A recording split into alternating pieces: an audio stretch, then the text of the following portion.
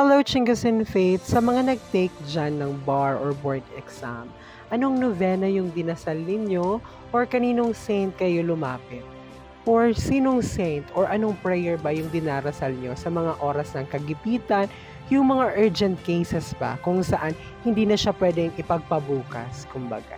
Siguro yung iba dyan magsasabi na nung nag-take sila ng board exam, lumapit sila kay Saint Joseph Cupertino, kay Saint Tadeus, kay Saint Therese, kay Saint Rita, or nag-novena sila ng ganito-ganyan, or nagpa-bless sila ng ballpen or pencil, mga ganun ba. Share nyo nga dyan sa comment section natin kung kanino kayo lumapit, mga dear. Sa video ito, mga dear, ibabahagi ko sa inyo yung tinatawag na emergency or flying novena ni Mother Teresa. Ito yung prayer na laging dinarasal ni Mother Teresa, lalo na pag may humihingi sa kanya ng prayers. Lalo na kapag urgent talaga. Yung hindi mo na talaga pwedeng ipagpabukas, mga dear. Kasi yung traditional novena, di ba? It takes 9 days bago kayo matapos. Pero itong prayer na ito, very short. Gagawin mo lang siya ng 10 times. Kaya naman kapag meron kayong mga urgent cases or magte-take kayo ng exam, I would suggest that you pray this prayer.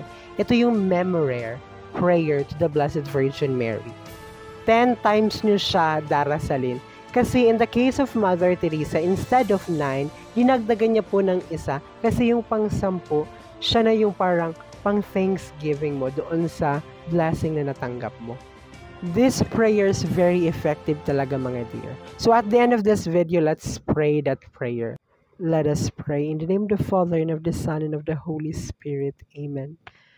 Remember, O most gracious Virgin Mary, that never was it known that anyone have fled to your protection, implored your help, or sought your intercession, was left unaided.